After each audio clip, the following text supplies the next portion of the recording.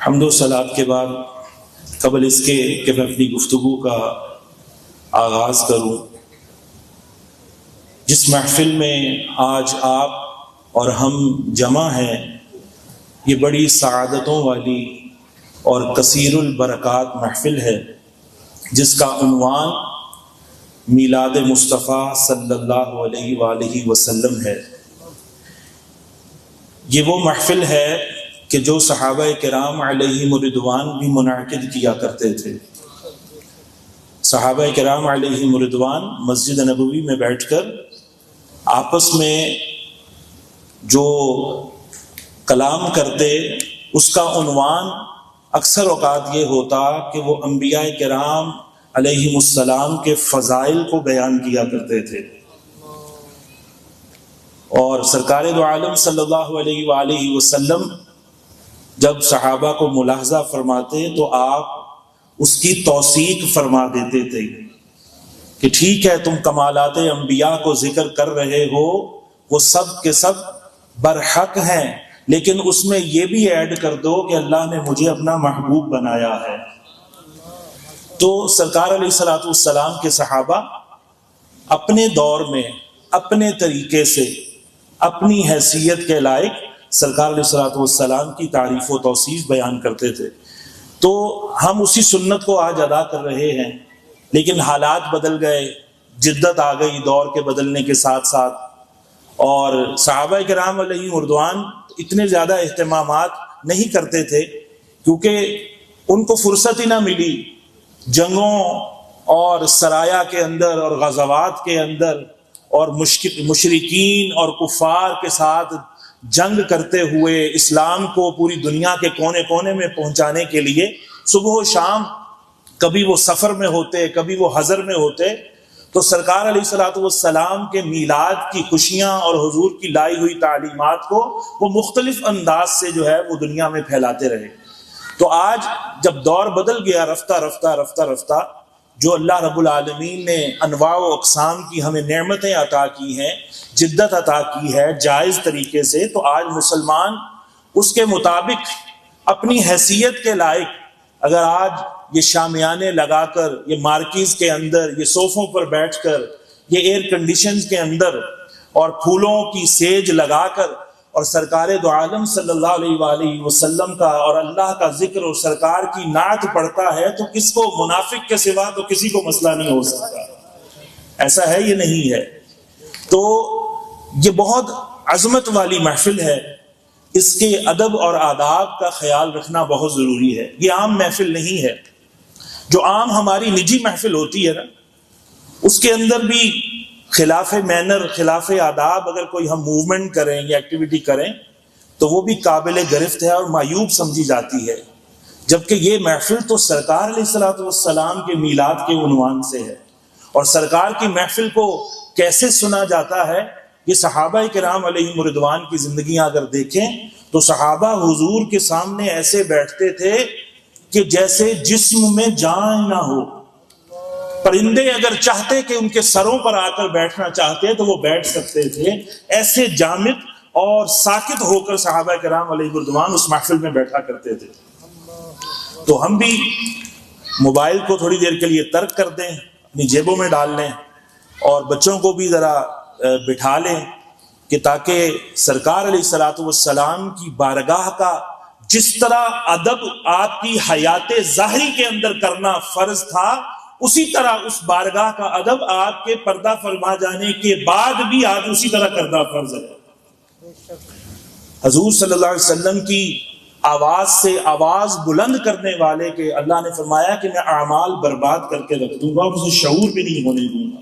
اور وہی آیت آج بھی رسول اللہ صلی اللہ علیہ وسلم کی سنہری جالیوں کے باہر مواجہہ شریف کے اوپر لکھی ہوئی ہے، یا ایھا الذین آمنوا لا ترفعوا اصواتکم فوق صوت النبی ولا تجهروا له بالقول كجهر بعضكم لبعض ان تحبط اعمالكم وانتم لا تشعرون۔ اے ایمان والو، اپنی آوازوں کو نبی کی آواز سے بلند نہ کرنا، کہیں ایسا نہ ہو کہ تمہاری زندگی بھر کے اعمال برباد کر دیے جائیں اور تمہیں شعور تک نہ ہو۔ آج مسلمان عجیب عقیدت کا اظہار کر رہے ہیں کہ وہاں پر جو ہے گنبد خضرا کے باہر کھڑے ہو کر تو اونچی اونچی آواز سے درود و سلام پڑھ رہے ہیں، اس کی اجازت نہیں ہے عزیزان محترم۔ وہاں تو سانس اونچی آواز سے لینا بے ادبی ہے۔ تو اپنی عقیدت کو بھی شریعت کی حدود کے اندر رکھنا چاہیے۔ اگر آپ کو موقع ملے تو وہاں سراپا ادب اور کمال ادب کا اظہار کرنا ہے کہ آپ کی سانسوں کی آوازیں بھی اونچی نہ ہوں۔ ہم ویڈیوز پہ دیکھتے رہتے ہیں، کلپ آتے ہیں اور جمع ہو کے عقیدت کا اظہار کر رہے ہوتے ہیں، اللہ معاف فرمائے۔ تو بہرحال ہماری نجی محفل ہو، گھر میں محفل ہو، دفتر میں ہو، مارکی میں ہو، شادی ہال میں ہو، مسجد میں ہو، پارک میں ہو، ادب وہی برقرار رکھنا ہے جو سرکار صلی اللہ علیہ وسلم سامنے تشریف فرما ہوتے تو جیسا ادب ہم تب کرتے، سرکار کی حدیثیں سنتے ہوئے، سرکار کی نعتیں سنتے ہوئے، قرآن کی تلاوت سنتے ہوئے بھی ویسا ہی ادب کرنا ہم پر فرض ہے۔ عزیزان محترم، یہ میلاد کی محفل یہ سعادت مندوں کا حصہ ہے، اور سعادت مندوں کے نصیب کے اندر یہ لکھی گئی ہے کہ صدائیں درودوں کی آتی رہیں گی اور جنہیں سن کے دل شاد ہوتا رہے گا، خدا اہل سنت کو آباد رکھے، محمد کا میلاد ہوتا رہے گا، یہی ہے انشاءاللہ۔ عزیزان محترم، محبوب کی محفل کو محبوب سجاتے ہیں، آتے ہیں وہی جن کو سرکار بلاتے ہیں، وہ لوگ خدا شاہد قسمت کے سکندر ہیں جو سرور عالم کا میلاد مناتے ہیں۔ تو یہ خوش بختی ہے، بجائے اس کے کہ خوش دلی کے ساتھ اور جائز حدود کے اندر رہتے ہوئے ہم خوشیاں بانٹیں، اور حضور صلی اللہ علیہ وسلم جو کہ اللہ کی نعمت عظمیٰ ہے، بہت بڑی نعمت ہے ہم پر، اللہ کا فضل ہے ہم پر۔ حضور اللہ کا فضل ہے ہی نہیں ہے، اللہ کا وہ فضل نہ ہوتا حضور کی بعثت کی صورت میں، آمد کی صورت میں، تو باقی فضل ہمیں ملتے ہرگز نہیں۔ وہ جو نہ تھے تو کچھ نہ تھا، وہ جو نہ ہو تو کچھ نہ ہو، کیونکہ جان ہے وہ جہان کی، جان ہے تو جہان ہے۔ حضور اکرم صلی اللہ علیہ وآلہ وسلم اس کائنات کے وجود کی اور تخلیق کی علت ہے، سبب ہے، غایت ہے۔ حضور اکرم صلی اللہ علیہ وآلہ وسلم کی بارگاہ کے آداب اللہ رب العالمین قرآن مجید فرقان حمید میں خود ارشاد فرماتا ہے۔ کئی آیات کے اندر اللہ رب العالمین نے حضور صلی اللہ علیہ وسلم کی بارگاہ کے آداب تلقین فرمائے ہیں، تعلیم فرمائے ہیں۔ عزیزان محترم، آج فتنوں کی بھرمار ہے اور رنگ برنگے جدید نسل کے فتنے پھوٹ رہے ہیں، بجائے اس کے کہ مسلمان رسول اللہ صلی اللہ علیہ وآلہ وسلم سے اپنی غلامی مضبوط کرتے، حضور کے دامن کو مضبوطی سے تھامتے، حضور علیہ الصلوۃ والسلام کی محبت سے اپنے سر تا پا کو، اپنے پورے سراپا کو حضور کی سنتوں سے اپنے آپ کو آراستہ کرتے، حضور علیہ الصلوۃ والسلام کی اطاعت اور اتباع کے اندر شب و روز بسر کرتے۔ لیکن مسلمانوں کے اندر ایک طبقہ ایسا جو ہے وہ نکل پڑا ہے کہ جو اس بات کو کنٹروورشل بنا رہا ہے کہ حضور صلی اللہ علیہ وسلم کی آمد پر خوشی کرنی چاہیے یا نہیں کرنی چاہیے، حضور کو اختیارات ملے تھے کہ نہیں ملے تھے، حضور صلی اللہ علیہ وسلم جو ہیں وہ کچھ کر سکتے ہیں یا نہیں کر سکتے۔ تکڑیاں پکڑ لی ہیں، ترازو پکڑ لیے ہیں، حالانکہ دینے والی ذات حضور کو اللہ کی ہے، لینے والی ذات اللہ سے رسول اللہ کی ہے۔ یا تو دینے والا جانے کہ کیا کیا دیا ہے اور لینے والا جانے کہ کیا کیا لیا ہے۔ تیسرا کون ہے جو لیتے ہوئے اور دیتے ہوئے دیکھ رہا تھا، جو یہ تعین کر سکتا ہے کہ حضور کو کیا دیا گیا اور کیا نہیں دیا گیا؟ یہ مسلمان کو زیب نہیں دیتا۔ تو عزیزان محترم، اللہ رب العالمین ارشاد فرماتا ہے لِتُؤْمِنُوا بِاللَّهِ وَرَسُولِهِ وَتُعَزِّرُوهُ وَتُوَقِّرُوهُ وَتُسَبِّحُوهُ بُكْرَةً وَأَصِيلًا، کہ تم اللہ اور اس کے رسول پر ایمان لاؤ۔ یہ رسول جنہیں ہمیں شاہد بنا کر بھیجا ہے، مبشر بنا کر بھیجا ہے، بشیر بنا کر بھیجا ہے، نذیر بنا کر بھیجا ہے، خوشخبریاں دینے والا بنا کر بھیجا ہے، ڈر سنانے والا بنا کر بھیجا ہے۔ تمہارا کام کیا ہے؟ ان کو بھیجنے کا مقصد کیا ہے؟ لِتُؤْمِنُوا بِاللَّهِ وَرَسُولِهِ، کہ اللہ پر ایمان لاؤ اور اس کے رسول پر ایمان لاؤ۔ عزیزان محترم، ہر کوئی مدعی ہے میں اللہ پر ایمان رکھتا ہوں، اور میں رسول اللہ پر ایمان رکھتا ہوں صلی اللہ علیہ وآلہ وسلم پر، لیکن ان کا ایمان کیا اللہ کی بارگاہ میں قابل قبول ہے یا نہیں ہے، یہ جاننے کی ضرورت ہے۔ اللہ پر ایمان کا مطلب فقط یہ نہیں کہ بس اللہ کو اللہ مان لو کہ اللہ ہے اور بس ہم اس کے بندے ہیں اور یہی کافی ہے۔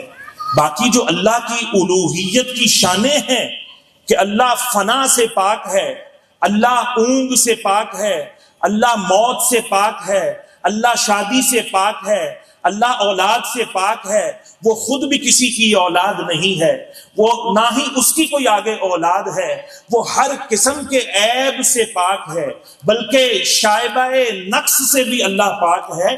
یہ سب کچھ بھی ساتھ ساتھ ماننا ضروری ہے۔ لیکن کئی لوگ ہوئے ایسے اپنی کتابوں کے اندر لکھ گئے، اور لوگ جو ہیں ایسے عقیدے والوں کو اپنا امام بھی بناتے ہیں، ان کے پیچھے نمازیں بھی پڑھتے ہیں، ان کے جنازے بھی پڑھتے ہیں، ان کے ساتھ رشتے بھی کرتے ہیں۔ کیا لکھ گئے کہ خدا جھوٹ بول سکتا ہے، معاذ اللہ۔ خدا کی اگر جھوٹ پر قدرت نہ مانو تو بندے کی قدرت ہے کہ بندہ بول لیتا ہے اور اس کا خدا نہ بول سکے، اس طرح تو بندہ خدا سے بڑھ جائے گا، معاذ اللہ۔ یہ دیکھیں کیسا قیاس کیا جا رہا ہے، کیسی جو ہے عقل سے پیدل جو ہے وہ دلیل دی جا رہی ہے کہ ہماری گناہ پہ قدرت ہے اور ہمارے پیدا کرنے والے کی گناہ اس کو کذب پر قدرت نہ ہو، معاذ اللہ۔ یہ الوہیت بیان کرنے کا یا توحید بیان کرنے کا کون سا طریقہ ہے، معاذ اللہ۔ تو ایسے فاسد عقیدوں سے مسلمانوں کو بچنا چاہیے۔ لتؤمنوا باللہ کا مطلب کیا ہے؟ اللہ پر ایمان ایسے لاؤ جیسا ایمان لانے کا حق ہے۔ کتنے سارے لوگ ایسے ہیں کہ جو محاوروں کے اندر کفریات بکتے ہیں، کفریہ جملے بولتے ہیں، اللہ رب العالمین کا جو ہے اللہ کے لیے جہد کو ثابت کرتے ہیں۔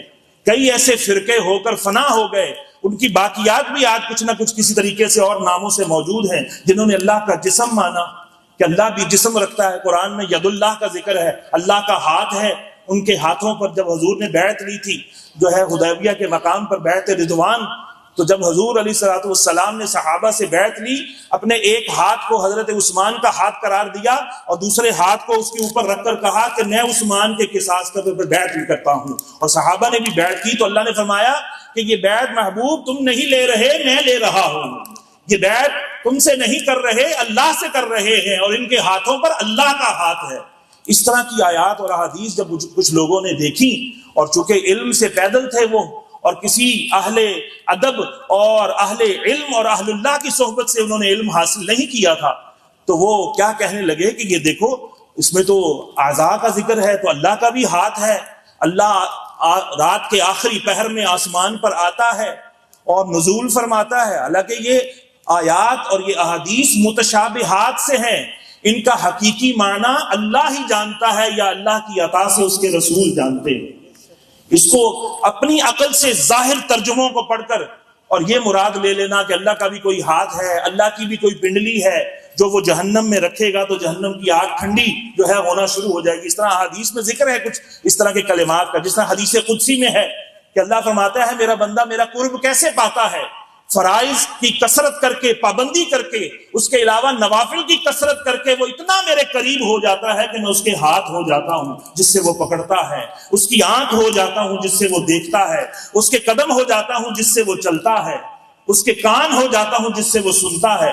تو جب اس طرح کے الفاظ حدیثوں میں دیکھے تو بعض لوگ کہنے لگے کہ اللہ کے کان بھی ہیں، حالانکہ عقیدہ توحید کیا ہے؟ اللہ سنتا ہے پر وہ کانوں سے پاک ہے، وہ دیکھتا تو ہے لیکن آنکھوں سے پاک ہے، وہ کلام تو فرماتا ہے لیکن منہ اور زبان سے وہ کیا ہے؟ پاک ہے۔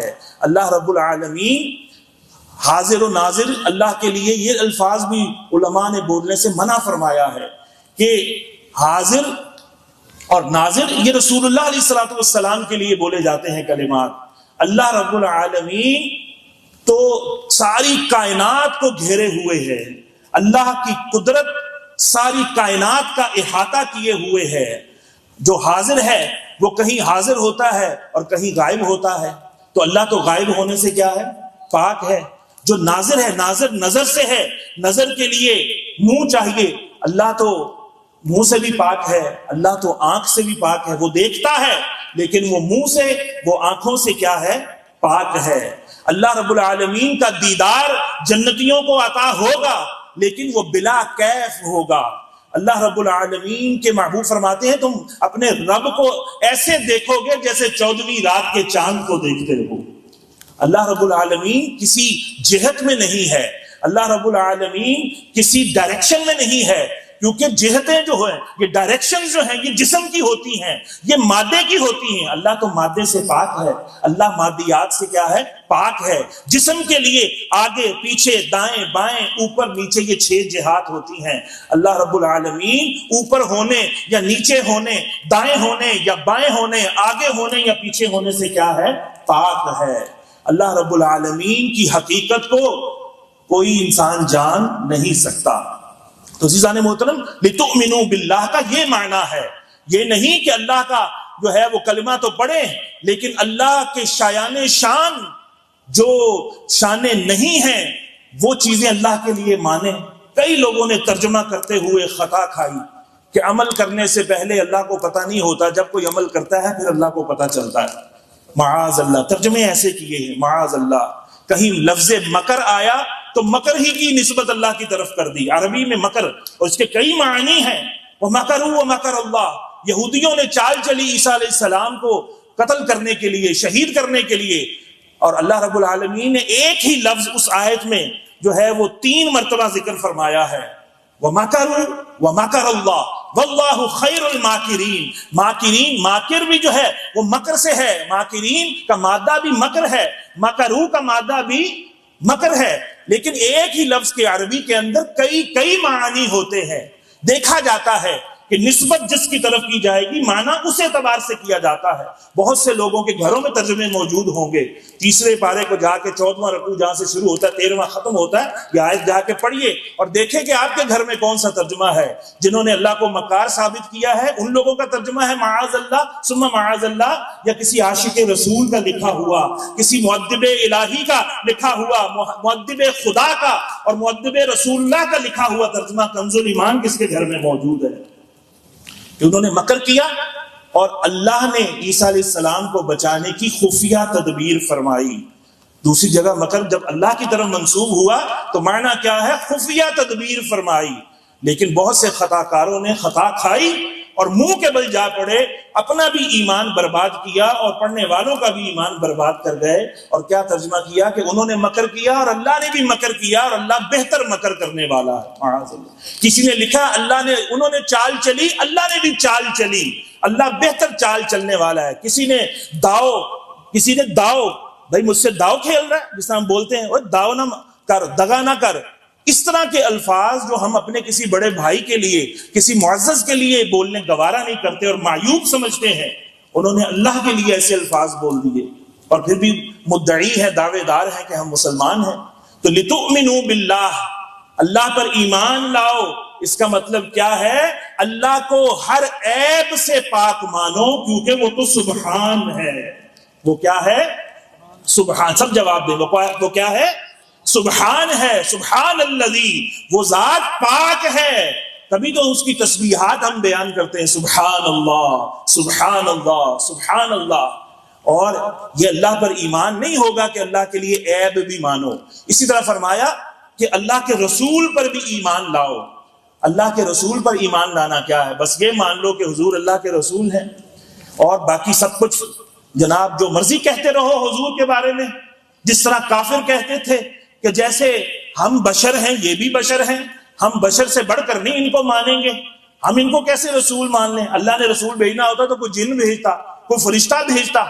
ان کے بھی 2 ہاتھ، ہمارے بھی 2 ہاتھ، ان کے بھی پاؤں ہمارے بھی پاؤں، یہ بھی شادی کرتے ہیں ہم بھی کرتے ہیں، یہ بھی کھاتے پیتے ہیں ہم بھی کھاتے پیتے ہیں، یہ بھی بازاروں میں چلتے ہیں ہم بھی چلتے ہیں، تو اس سے بڑھ کر نہیں مانیں گے۔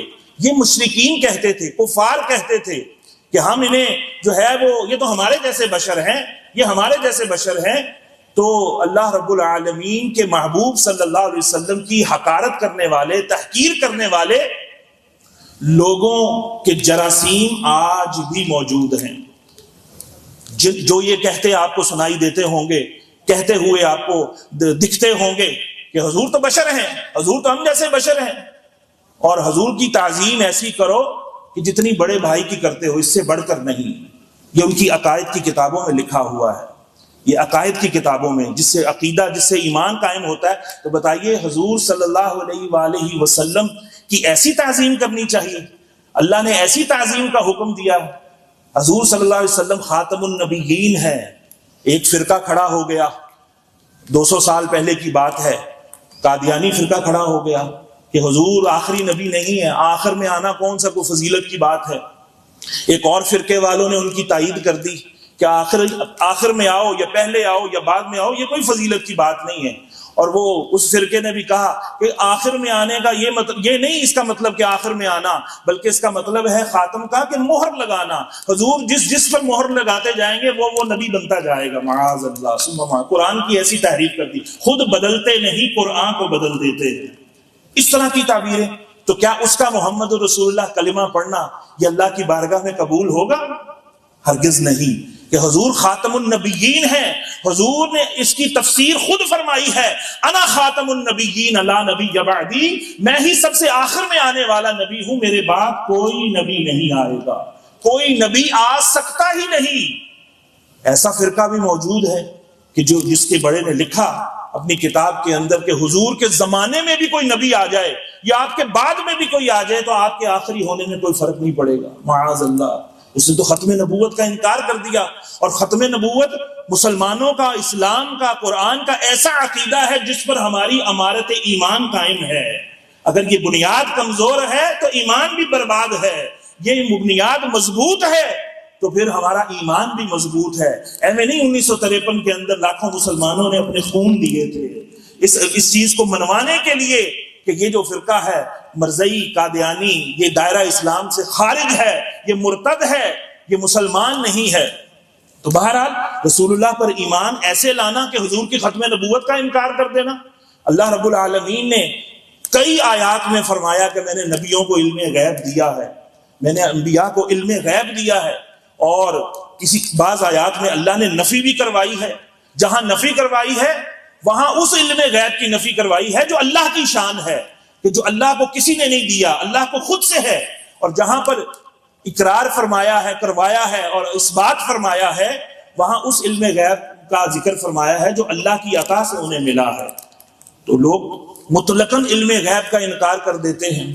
اس کی مثال یوں سمجھیے، اللہ کا حکم ہے کہ رسول اللہ پر ایمان لاؤ، وَتُعَزِّرُوهُ وَتُوَقِّرُوهُ، اور ان کی تعظیم کرو، ان کی توقیر کرو۔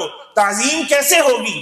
رسول اللہ صلی اللہ علیہ وسلم کی شان میں جو ہے وہ کمیاں بیان کر کر کے تعظیم ہوگی، حضور صلی اللہ علیہ وسلم کے ذکر کو چھپا کر تعظیم ہوگی، حضور کے ولادت کے موقع پر بتیاں بجھا کر، چراغ بجھا کر اور بدعت کی رٹ لگا کر تعظیم ہوگی، یا حضور کی شانوں کے چرچے کر کر، چراغاں کر کر، شیرینیاں بانٹ کر اور جناب کتنا تبرکات کو تقسیم کر کے، دعوتیں عام کر کے، فقراء غرباء کے اندر صدقات کر کے، اس طرح حضور کی تعظیم ہوگی؟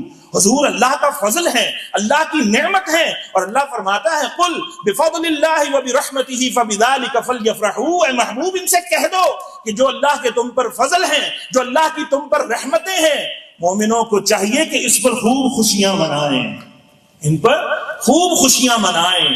اور اللہ کی، حضور اللہ کی نعمت ہے یا نہیں ہے؟ بتائیے، حضور اللہ کی نعمت ہے یا نہیں؟ بلند آواز سے جواب دو۔ بے شک ہیں۔ تو اللہ فرماتا ہے وَأَمَّا بِنِعْمَةِ رَبِّكَ فَحَدِّثْ، میری نعمت پر خوب اپنے رب کا چرچا کرو، یعنی کہ نعمتوں کا چرچا کرو جو رب نے تم پر نعمت کی ہے۔ تو ہم چرچا کرنے کے لیے تو یہاں بیٹھے ہیں۔ چرچا کرنے کا انداز یہ ہے کہ وہاں ماتم شروع کر دیا جائے، وہاں رونا پیٹنا شروع کر دیا جائے، وہاں پر مسلمانوں کو خیر کے کاموں سے روکنا شروع کر دیا جائے۔ نہیں، خیر کے اسباب جو ہے مہیا کیے جائیں تاکہ اور لوگ بھی آ کر خیر کے کام کریں۔ تو عزیزان محترم، مثال سے سمجھیے کہ ایک محفل ہے جس کے اندر ہندو بھی موجود ہے، عیسائی بھی موجود ہے، سکھ بھی موجود، یعنی کہ یہودی بھی موجود ہے اور مسلمان بھی موجود ہے۔ بڑے غور سے سننے والی یہ بات ہے۔ ایک محفل میں ہندو، عیسائی، یہودی، مسلمان سب موجود ہیں، اور باری باری ان کو موقع دیا جاتا ہے کہ کچھ کلمات کہو۔ تو ہندو آتا ہے اور وہ جناب کہتا ہے کہ میرا رام چندر وہ تھا جس نے سیتا کے ساتھ شادی کرنے کے لیے بہت بڑی کمان کو توڑ کر دو ٹکڑے کر دیا، وہ اپنے رام کی جناب یہ فضیلت بیان کرتا ہے کہ جناب میرے مذہب کا جو بانی ہے، دیکھو اس کی طاقت کیسی تھی کہ اس نے کمان کو 2 ٹکڑے کر دیا۔ عیسائی کو موقع ملتا ہے کہ آؤ تم بھی کچھ بتاؤ، وہ کہتا ہے کہ میں اس مذہب سے تعلق رکھتا ہوں جس کے بانی عیسیٰ علیہ السلام ہیں، اور ان کو دیکھو کیسا کمال ان کے رب نے دیا تھا کہ وہ مردوں کو زندہ کر کے اپنا کلمہ پڑھا لیتے تھے، وہ مادرزاد اندھوں کو بینائی دے دیتے تھے، وہ کوڑ کے مریضوں کو ہاتھ پھیرتے مسیح علیہ السلام تو ان کو شفا مل جاتی تھی۔ میرے نبی ایسے ہیں، میں ایسے مذہب کا پیروکار ہوں۔ اس نے اپنے مذہب کی اور اپنے نبی کی تعظیم اور ان کی شان بیان کی۔ یہودی کو موقع ملا، یہودی آیا اور وہ کہنے لگا کہ میں اس مذہب یہود سے تعلق رکھتا ہوں اور جس کے بانی موسیٰ علیہ السلام ہیں، کہ جنہوں نے اپنے لکڑی کے عصا کو پتھر پر مارا تو پتھر سے پانی کے چشمے جاری ہو جاتے تھے۔ یہ ہے میرے نبی کی شان، یہ ہے ہمارے جو ہے وہ با اختیار نبی تھے۔ اور وہ جو مسلمان صاحب موجود تھا اس کو موقع ملے کہ آؤ کہ تم بھی کچھ بتاؤ، اور وہ مسلمان آ کر کہے کہ میں اس نبی کا امتی ہوں اور اس مذہب کا پیروکار ہوں جس کے نبی کو دیوار کے پیچھے کا بھی علم نہیں تھا، معاذ اللہ ثم معاذ اللہ، جس کے نبی مر کے مٹی میں مل چکے ہیں، معاذ اللہ ثم معاذ اللہ، جس مذہب کے نبی کا وسیلہ پیش کرنا جس کا قرآن میں حکم ہے، وہ وسیلہ پیش کرنا شرک ہو جائے گا۔ ان کا میلاد مناؤ تو شرک ہو جائے گا، بدعت ہو جائے گی۔ ان کی میلاد کی خوشیاں مناؤ تو دائرہ اسلام سے خارج ہو جاؤ گے۔ وہ نبی تو ایسے ہیں جن کو کل کی خبر نہیں ان کے ساتھ کیا ہونے والا ہے۔ وہ نبی تو ایسے ہیں کہ ان کی حیثیت ڈاکیے کی طرح تھی، کہ وہ جس طرح ڈاکیا ڈاک لے کر آتا ہے اور جس کی ڈاک ہوتی اس کو دے کے چلا جاتا ہے، بقیہ اس کا کوئی کام نہیں ہوتا، تو ہمارے نبی بھی آئے، قرآن پکڑا کر چلے گئے، بس اس سے زیادہ ان کی تعظیم نہیں کرنی، ورنہ اللہ سے ملا دو گے، اور اللہ سے ملا دیا تو کافر و مشرک ہو جاؤ گے۔ تو پھر سننے والے کیا کہیں گے کہ بھائی جس اسلام کے تم پیروکار ہو اس اسلام کو ہمارا دور سے ہی سلام ہے۔ ایسے بے بس نبی کے تم امتی ہو، ایسے جناب بے اختیار نبی کے تم امتی ہو، اور ایسے مذہب کے پیروکار ہو، ہم نہیں اس کے قریب آتے۔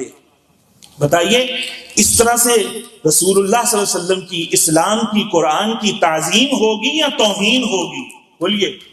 وہاں تو ایسا عاشق ہو کہ جو آ کر کہے جس نے قرآن عاشقوں سے پڑھا ہے، جس نے قرآن ادب کرنے والوں سے پڑھا ہے، بے ادبوں سے نہیں پڑھا، گستاخوں سے نہیں پڑھا، وہ آ کر کہے گا او زیادہ بات نہ کرو اے ہندو، تم کہتے ہو تمہارے رام نے سیتا سے شادی کرنے کے لیے بڑی کمان کو توڑ دیا، اپنی کمان اپنے پاس رکھو، میں اس نبی کا امت ہوں، میں اس نبی کا امتی ہوں جسے اس کے رب نے اتنا اختیار دیا کہ زمین تو کیا اس کا اختیار آسمانوں پر بھی چلتا تھا۔ انہوں نے تمہارے اس رام نے کمان کو توڑ دیا، میں اس نبی کا امتی ہوں جنہوں نے اپنی انگلی سے چاند کو 2 ٹکڑے فرما دیا ہے۔ بلند آواز سے سبحان اللہ، حضور کی شان سن کر کہیے سبحان اللہ۔ تمہارے نبی علیہ السلام نے تو مردوں کو زندہ فرمایا، وہ مردے جن میں ایک مرتبہ اللہ نے پہلے روح ڈالی تھی اور پھر نکال لی، تو پھر ان کو زندہ کر کے کلمہ پڑھایا۔ میرے نبی وہ ہیں جنہوں نے ان چیزوں کو کلمہ پڑھا دیا جن کے جسموں میں روح بھی نہیں ہوتی تھی۔ میرے نبی نے سوکھے تنے کو کلمہ پڑھا لیا، بلکہ اس سے اپنی ذات سے عشق کرنا سکھا دیا کہ جب منبر بنا اور اسطوانِ حنانہ کو چھوڑ کر حضور نے منبر پر خطبہ دیا تو چیخیں مار مار کر وہ کھجور کا تنا ہچکیاں لے لے کر رونے لگا، یا رسول اللہ صلی اللہ علیہ وسلم آپ نے مجھے چھوڑ دیا، اور اس منبر پر تشریف لے گئے۔ حضور علیہ السلام نے اس کی ہچکیاں سنی۔ بتائیے کوئی درخت ہچکی لیتا ہے؟ اس میں روح ہوتی ہے؟ اسے کیا پتا کہ فراق کیا ہے اور وصل کیا ہے، جدائی کیا ہے اور ملاق کیا ہے، لیکن رسول اللہ صلی اللہ علیہ وسلم اس سے ٹیک لگا کر خطبہ دیا کرتے تھے۔ حضور کے جسم مبارک کی صحبت ایسی نصیب ہوئی کہ اس کے اندر بھی عشق پیدا ہو گیا، اس کے اندر بھی محبت پیدا ہو گئی، اس کے اندر بھی حضور کی الفت اور انسیت پیدا ہو گئی۔ حضور نے فرمایا کیا چاہتا ہے؟ کہنے لگا جنت میں آپ کی رفاقت چاہتا ہوں۔ حضور نے اسے بشارت دی کہ کل جنت میں تو ہمارے ساتھ ہوگا۔ کھجور کا تنا. شان تو ایسے بیان کی جاتی ہے رسول اللہ علیہ الصلوۃ والسلام کی. میرے نبی پاک وہ ہیں، ان کا کلمہ میں نے پڑھا ہے، ان کا میں امتی ہوں، ان کے دین کا پیروکار ہوں، جنہوں نے درختوں اور کنکروں سے بھی کلمہ پڑھوا لیا. ہمارے نبی تو ایسے ہیں. بتائیے ایسے تعظیم بیان ہوگی یا شان بیان ہوگی حضور کی، یا ایسے بیان ہوگی جیسے کہ پہلے والے منکر اور مرتد قسم کے بندے نے جو ہے شان بیان کی تھی؟ وہ کہے گا، وہ عاشق کہے گا، اے یہودی ٹھیک ہے، ہم موسیٰ علیہ السلام پر ایمان رکھتے ہیں، ہم اس پر ایمان رکھتے ہیں کہ موسیٰ علیہ السلام نے پتھر پر عصا مارا اور وہاں سے 12 چشمے جاری فرما دیے. پتھروں سے تو پانی جاری ہوتا ہی ہے، یہ اللہ کی عادت جاریہ ہے، اللہ کی سنت جاریہ ہے کہ اللہ رب العالمین نے قرآن میں ذکر فرمایا ہے کہ کچھ پتھر ایسے ہیں جو پھٹ جاتے ہیں خوف خدا میں تو اس سے چشمے جاری ہو جاتے ہیں، کچھ خوف خدا سے گر جاتے ہیں جس طرح لینڈ سلائیڈنگ ہوتی ہے. یہ کیا ہوتا ہے؟ یہ اللہ رب العالمین کی خشیت سے پتھر پہاڑ اپنی جگہ چھوڑ دیتے ہیں اور چشمے ان سے پھوٹ پڑتے ہیں. ہمارا ایمان ہے اس پر، موسیٰ علیہ السلام کے معجزے پر بھی ہمارا ایمان ہے. لیکن تمہیں بتاؤں کہ میں کس نبی کا پیروکار ہوں، میں نے کس نبی کا کلمہ پڑھا ہے کہ پتھروں سے تو پانی نکلا ہی کرتا ہے، اللہ کی عادت جاریہ ہے، لیکن یہ جسم جو ہے اس کے اندر تو خون دوڑ رہا ہے، اس سے تو پانی نہیں نکلتا. میں اس نبی کا پیروکار ہوں جس نے اپنی انگلیوں سے پانی کے چشمے جاری فرما دیے تھے. پانی کے چشمے اور انگلیاں ہیں فیض پر ٹوٹے ہیں پیاسے، جھوم کر ندیاں پنجاب رحمت کی ہے جاری. واہ واہ، اعلیٰ حضرت نے کیا خوب فرمایا کہ پنجاب رحمت، یہ 5 رحمت کی جو انگلیاں سے ندیاں جاری فرما دی حضور صلی اللہ علیہ وسلم. میں تو اس نبی کا پیروکار ہوں. اور حضور علیہ الصلوۃ والسلام کی بھی وہ شانیں بیان کرے گا کہ اللہ تبارک و تعالی نے ہمیں اس نبی کا امتی بنایا ہے، اس نبی کی تعظیم اور توقیر کرنے کا حکم ارشاد فرمایا ہے کہ جس کی تعظیم اور توقیر کرنے کا اللہ خود قرآن میں حکم ارشاد فرما رہا ہے. دنیا میں بڑے بڑے بادشاہ آئے، بڑے بڑے سلطنت کے حکمران آئے، ساروں نے اپنی بارگاہوں کے آداب خود تعلیم فرمائے، اور جیسے جیسے وہ جاتے رہے ان کے آداب بھی ساتھ ہی رخصت ہو گئے، لوگ ان کے نام و نشان بھول گئے. لیکن ایک بادشاہ اللہ نے دنیا میں ایسا بھیجا جس کو اللہ نے اپنا محبوب بنایا. اس بادشاہ کی بارگاہ کے آداب انہوں نے خود نہیں وضع کیے، اللہ رب العالمین نے وضع فرمائے کہ میرے محبوب صلی اللہ علیہ وآلہ وسلم کی بارگاہ میں تم نے آواز اونچی نہیں کرنی. آواز اونچی کرو گے زندگی بھر کے اعمال برباد ہو جائیں گے. بتائیے اللہ نے اپنے رسول کا کتنا مقام رکھا ہے، کتنی تعظیم سے نوازا ہے، کتنی شان عطا فرمائی ہے کہ دیکھیے آواز اگر اونچی ہو جائے بات کرتے ہوئے قصدن نہ ہو تو اس میں حرج کیا ہے؟ دیکھنے میں اگر دیکھا جائے تو اس میں حرج کیا ہے؟ اور یہ جو آیت نازل ہوئی اس کا شان نزول بھی کیا ہے؟ وہ صحابی رضی اللہ تعالیٰ عنہ ان کو اونچا سننے کا عارضہ تھا، ثقل سماعت تھا. تو جو اونچا سنتے ہیں وہ بولنے میں اونچا بولتے ہیں، انہیں نہیں پتا چلتا کہ ہم اونچا بول رہے ہیں. تو یہ عارضہ کس کی طرف سے تھا؟ اللہ کی طرف سے. اور وہ اونچا بول رہے ہیں، اللہ کو یہ بھی پسند نہیں آیا. اللہ رب العالمین نے جب یہ آیت نازل فرمائی کہ اپنی آوازوں کو میرے نبی کی آواز سے پست رکھنا ہے، ان صحابی کو جب بتایا گیا انہوں نے سرکار کی بارگاہ میں آنے سے پرہیز کرنا شروع کر دیا اور گھر بیٹھے رہے. سرکار نے چند دن دیکھا کہ حضرت زید جو ہے وہ نظر نہیں آ رہے، ثابت بن شماس یا اس طرح سے نام ہے صحابی کا کہ وہ قیس بن شماس، تو وہ نظر نہیں آ رہے. تو پوچھا کہ صحابہ وہ کدھر ہیں؟ جب ان کا پتہ معلوم کیا گیا تو وہ کہنے لگے کہ میں تو جہنمی ہو گیا، میں تو جہنمی ہو گیا. ان سے پوچھا کیوں؟ کہنے لگے میری آواز رسول اللہ کی آواز سے اونچی ہو جاتی ہے. سرکار کو آ کے بتایا، سرکار علیہ الصلوۃ والسلام نے انہیں بلوایا، انہوں نے فرمایا تو جہنمی نہیں، تو جنتی ہے. حضور نے ان کے جنتی ہونے کی بشارت بھی دی. حضور ان کا انجام بھی جانتے تھے، علم غیب رکھتے تھے اور جنتی ہونے کی بشارت بھی دی. اور یہ بشارت وہی دے سکتا ہے کہ خود مالک جنت ہو، ورنہ کون کہیں کا پاس بانٹ سکتا ہے کہ یہ پاس لے لو اور وہاں آ جانا، یا یہ تمہیں الاٹ کرتا ہوں اور تم لے لینا. یہ وہی ہو سکتا ہے جسے اللہ نے اپنی کائنات کا مالک بنایا ہو، اپنی جو ہے ساری سلطنت کا جسے مالک بنایا ہو، یہ وہی ایسا کر سکتا ہے. تو اللہ نے اونچی آواز کرنا گوارا نہیں کیا. پھر صحابہ کرام نے آہستہ آہستہ آواز سے سرکار سے باتیں کرنا شروع کر دی کہ سرکار دو دو تین تین دفعہ پوچھتے کہ اے عمر کیا کہہ رہے ہو، اے صدیق کیا کہہ رہے ہو. پھر اللہ رب العالمین کو صحابہ کرام کی یہ ادا اتنی پسند آئی، اللہ نے ایک اور آیت نازل فرما دی کہ بے شک وہ لوگ جو میرے نبی کی بارگاہ میں اپنی آوازوں کو پست رکھتے ہیں، اللہ نے ان کے دلوں میں ایمان کو راسخ فرما دیا ہے. اللہ رب العالمین ان کی بھی تعریفیں کر رہا ہے. یہ اللہ آداب بتا رہا ہے. جس نبی کی آواز سے آواز اونچی کرنا اللہ کو گوارا نہیں ہے، اس نبی کے بارے میں آج میڈیا پر بیٹھ کر ان کو دجال کہا جا رہا ہے، معاذ اللہ ثم معاذ اللہ، اور اس کا جو ہے وہ منسوب جو ہے کسی اور مذہب کی طرف کیا جا رہا ہے، اور دل سے اپنا کوڑ نکال کر پیش کیا جا رہا ہے. یہ کون سی توحید ہے؟ یہ شیطانی توحید ہے. شیطان نے یہ کہا تھا کہ توحید بیان کریں تو نبیوں کی توہین ہو جاتی ہے. یہ کون سی توحید نہیں، یہ ابلیسی توحید ہے، شیطانی توحید ہے. کس نے یہ کہا ہے کہ توحید بیان ہو تو جناب انبیاء کی توہین تو ہوتی ہے؟ یہ توحید بیان کرنے کا کون سا طریقہ ہے کہ انبیاء تو اپنا یورین نہیں روک سکتے، معاذ اللہ ثم معاذ اللہ؟ یہ کون سی کتاب میں لکھا ہے؟ قرآن کی کون سی آیت کا ترجمہ ہے؟ قرآن سے تو ہمیں کچھ اور پتہ چلتا ہے کہ جو گستاخیاں کریں، توہینیں کریں، بے ادبیاں کریں، ان کے جواب اللہ رب العالمین ارشاد فرماتا ہے. کسی نے حضور کو مجنوں کہہ دیا، ولید بن مغیرہ نے مجنوں کہہ دیا، ایک لفظ بولا کہ یہ مجنوں ہے. اللہ رب العالمین نے حضور کو جواب نہیں دینے دیا. حضور صلی اللہ علیہ وسلم تھوڑے پریشان ہوئے. اللہ رب العالمین نے آیات نازل فرمائیں، نون والقلم وما یسطرون. اے محبوب، قلم کی قسم اور اس کے لکھے کی قسم، آپ کا رب فرما رہا ہے کہ آپ بالکل مجنون نہیں ہیں. وَإِنَّ لَكَ لَأَجْرًا غَيْرَ مَمْنُونَ. آپ کو تو اللہ نے بے پناہ اجر و ثواب عطا کیا ہے. آپ کو اللہ نے ایسا اجر عطا کیا ہے جس کی انتہا ہی کوئی نہیں ہے. اے محبوب صلی اللہ علیہ وسلم، وَإِنَّكَ لَعَلَىٰ خُلُقٍ عَظِيمٍ. آپ کو تو اللہ نے اخلاق کی بلندیوں پر فائز فرمایا ہے. اللہ کیا تعلیم فرما رہا ہے کہ کوئی میرے نبی کی بے ادبی کرے تو جواب میں اپنے محبوب کی تعریفیں بیان کرنی ہے، تعریفیں بیان کرنی ہے.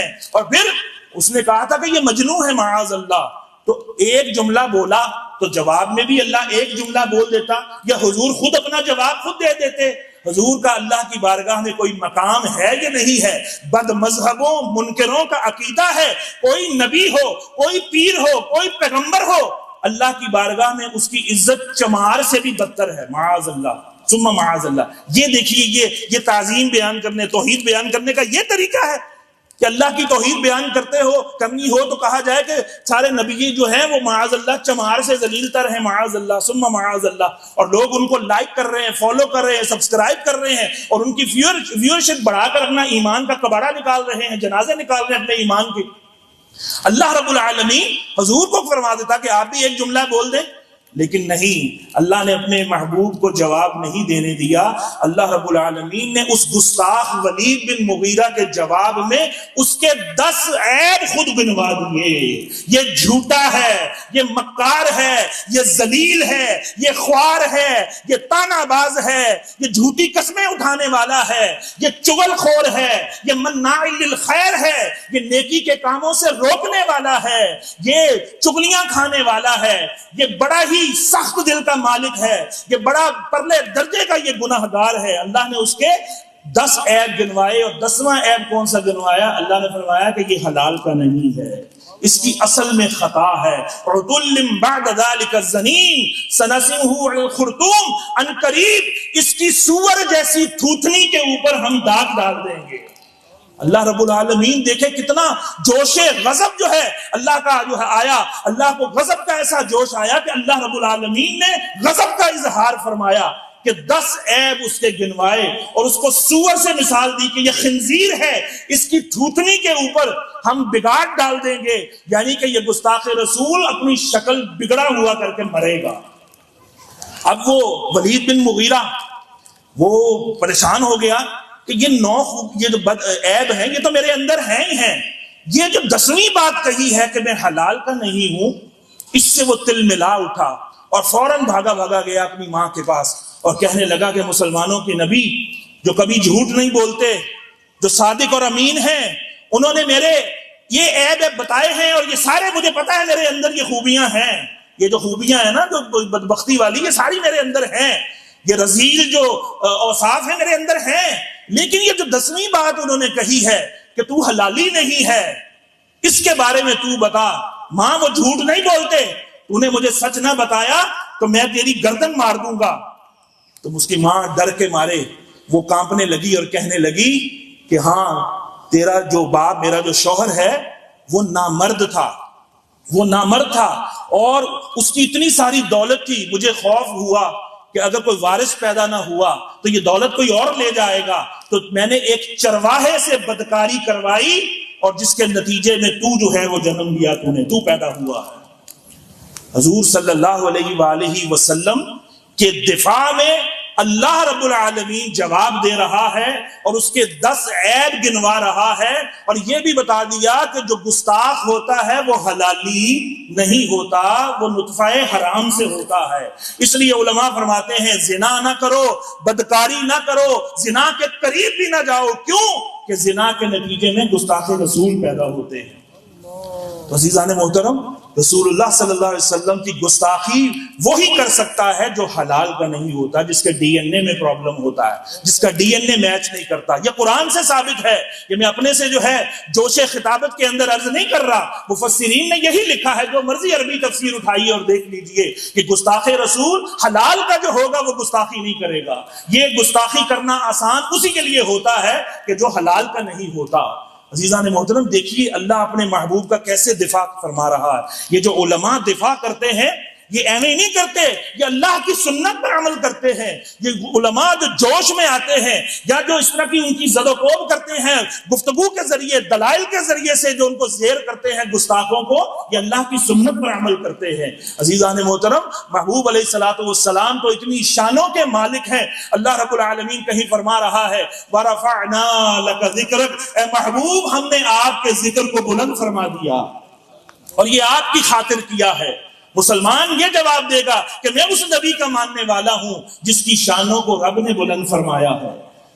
تو کسی کے گھٹانے سے حضور کا ذکر گھٹ سکتا ہے؟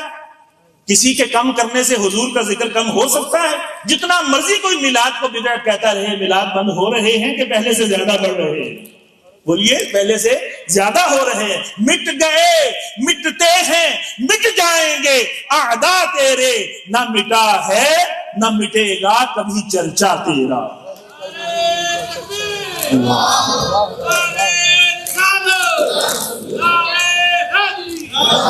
عزیزان محترم، اللہ رب العالمین نے محبوب کو بڑی شانیں عطا فرمائی ہیں۔ قرآن صرف نماز، روزے، حج، زکوٰۃ کی کتاب نہیں ہے۔ قرآن کے اندر ایسی ایسی آیات ہیں جس میں رب نے خود نعتیں ارشاد فرمائی۔ بلند آواز سے کہہ دیجیے، جن کو سمجھ آئیے کہہ دیں سبحان اللہ۔ اللہ فرماتا ہے وَالضُّحَىٰ وَاللَّيْلِ اِذَا سَجَىٰ، اے وَالضُّحَىٰ کے چہرے والے نبی، اے وَاللَّيْلِ کی زلف عنبری والے نبی۔ اللہ رب العالمین کہیں حضور کے سینہ مبارک کا ذکر فرما رہا ہے، أَلَمْ نَشْرَحْ لَكَ صَدْرَكَ، اے محبوب کیا ہم نے آپ کا سینہ کشادہ نہیں فرما دیا؟ لَعَمْرُكَ إِنَّهُمْ لَفِي سَكْرَتِهِمْ يَعْمَهُونَ، اے محبوب تیری عمر کی قسم، تیری جان کی قسم، یہ اپنے نشے میں پڑے ہوئے ہیں۔ کہیں اللہ حضور کے شہر کی قسم یاد فرما رہا ہے، لا اقسم بهذا البلد وانت حل بهذا البلد، اے محبوب اس شہر مکہ کی قسم۔ کیوں قسم کیوں یاد فرمائی؟ کیا اس میں کانا کعبہ ہے؟ اس لیے نہیں، اللہ فرماتا ہے اس شہر کی قسم اس لیے یاد کر رہا ہوں کہ انت حل بهذا البلد، اے محبوب آپ اس میں جلوہ فرما ہے۔ حضور کی جو ہے قدموں کی جہاں پر زمین بوسے لیتی ہے حضور کی، اس شہر کی اللہ قسم یاد فرما رہا ہے۔ اسی لیے اعلیٰ حضرت نے اس آیت کا ترجمہ کچھ یوں کیا عشق کے انداز میں کہ کھائی قرآن خاکے کفے پا کی قسم، کھائی قرآن خاکے پائے مصطفیٰ کی قسم، اس کفے پا کی حرمت پہ لاکھوں سلام۔ کہیں اللہ فرما رہا ہے وَوَجَدَكَ عَائِلًا فَأَغْنَىٰ، ہم نے آپ کو جہاں محتاج پایا محبوب، آپ کو اللہ نے غنی فرما دیا۔ کہیں اللہ فرماتا ہے وَلَسَوْفَ يُعْطِيكَ رَبُّكَ فَتَرْضَىٰ، اے محبوب اللہ آپ کو اتنا عطا فرمائے گا، اتنا عطا فرمائے گا کہ آپ راضی ہو جائیں گے۔ ساری مخلوق رضا چاہ رہی ہے کس کی؟ اللہ کی۔ اللہ فرماتا ہے کُلُّهُمْ يَطْلُبُونَ رَضَائِي، یہ ساری مخلوق میری رضا چاہتی ہے، وَأَنَا أَطْلُبُ رِضَاكَ یا محمد، اے محمد میں تیری رضا چاہتا ہوں۔ دو عالم خدا کی رضا چاہتے ہیں، خدا چاہتا ہے رضائے محمد صلی اللہ علیہ وسلم۔ اللہ حضور کی مرضی کے مطابق قبلے تبدیل فرما رہا ہے۔ خانہ کعبہ کی طرف نہ رک کر کے نمازیں پڑھنی جو ہے کوئی ضروری تھوڑی تھی، مسجد قبلتین کی طرف ہی نمازیں پڑھتے رہتے، اس سے کیا ہونا تھا؟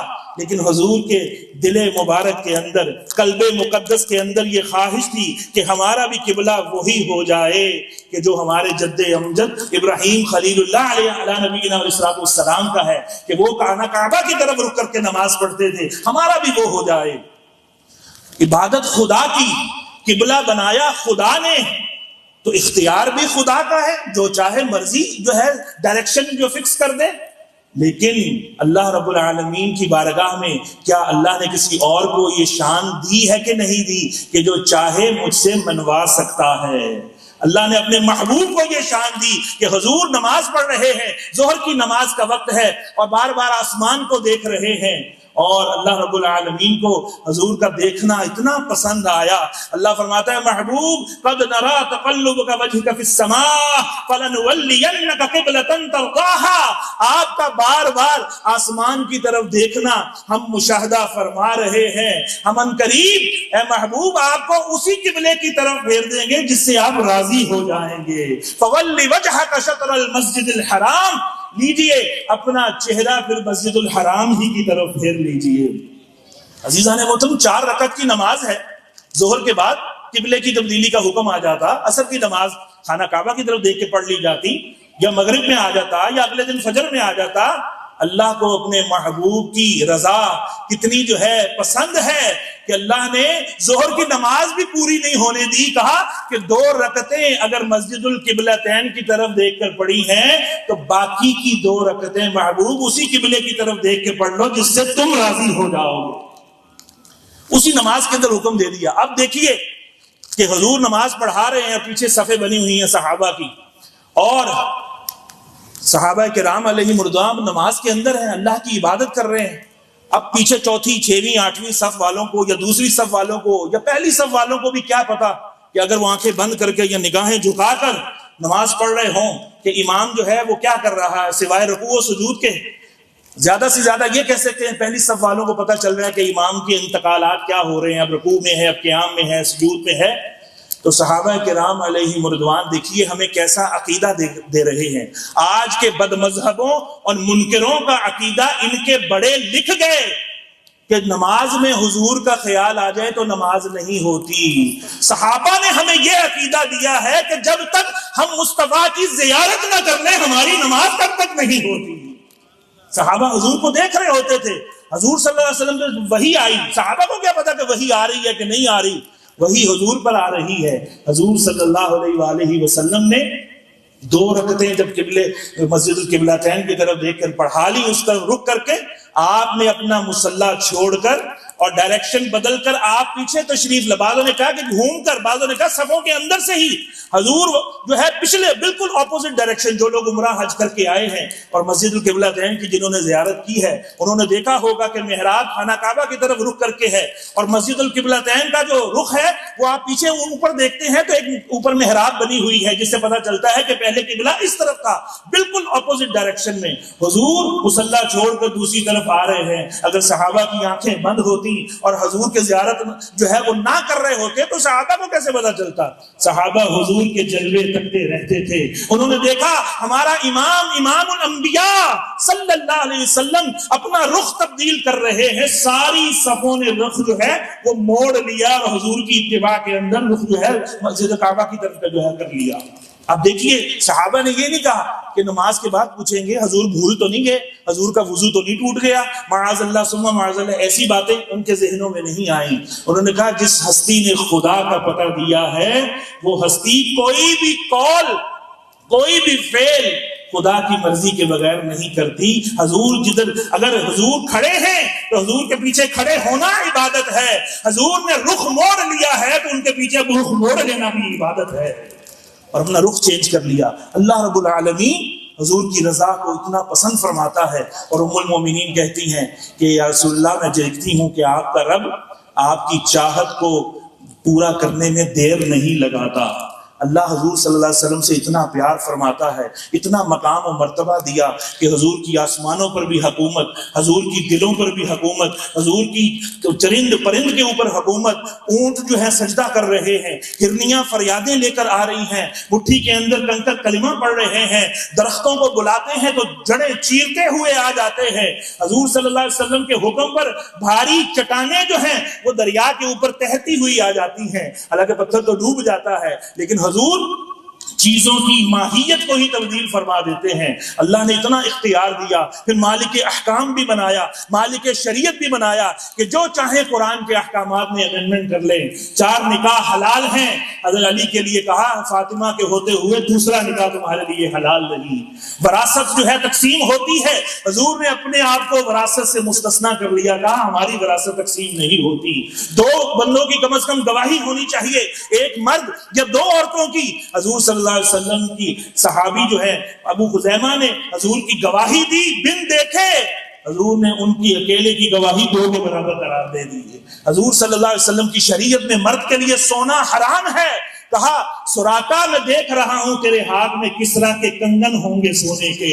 اور جب حضرت عمر فاروق کے دور میں جو ہے وہ فارس فتح ہوا ایران، تو وہ سونے کے کنگن، حالانکہ سونا حرام ہے لیکن اس نبی کی یہ شان ہے جس کے لیے جو چاہے حلال فرما دیں، جو چاہے حرام فرما دیں۔ حضور کی کہنے پر حضرت سراقہ کو سونے کے کنگن پہنائے گئے۔ نوحہ حرام ہے، نوحہ کرنا حرام ہے۔